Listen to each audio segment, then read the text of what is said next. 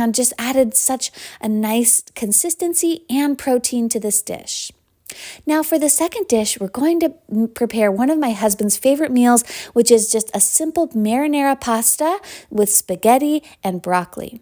So I'm going to be using that sofrito seasoning blend from Trader Joe's, as well as 1/3 pound of broccoli, 1 pound of spaghetti pasta, some olive oil, 1 large can of fire roasted tomatoes, and some nutritional yeast.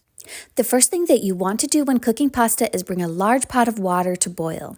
Now, while we're waiting for that to boil, we're going to prepare our marinara sauce. The sauce is going to take maybe about 15 minutes to simmer, so you also want to get that started right away. I added about 2 tablespoons of olive oil, which is optional.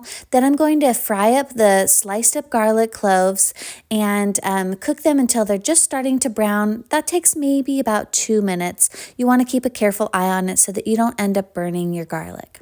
Then I'm going to add a couple teaspoons of that sofrito seasoning blend, and then I'm going to kind of fry that a little bit as well for maybe about another 30 seconds.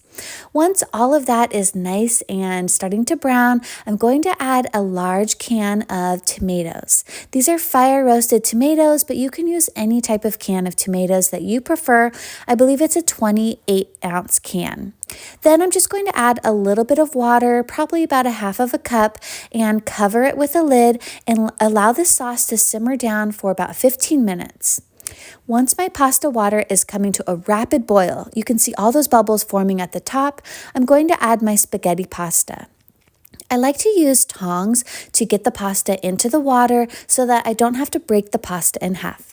I know some people like to break their pasta, but I'm Italian and we just don't do that. So I like to use the tongs to get the pasta all the way submerged in the boiling water.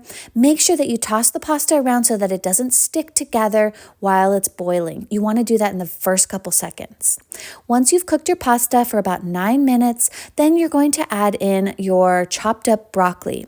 Then you're going to cook the pasta and the broccoli together for another 3 minutes. Once the pasta and broccoli are finished cooking, you want to transfer it out of the boiling water as quickly as possible. That will help prevent overcooking this pasta.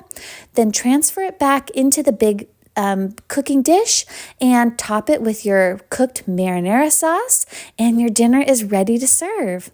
I like to toss the sauce with the pasta, but you can also just pour the sauce right on top. It just kind of depends on how you like to serve your spaghetti.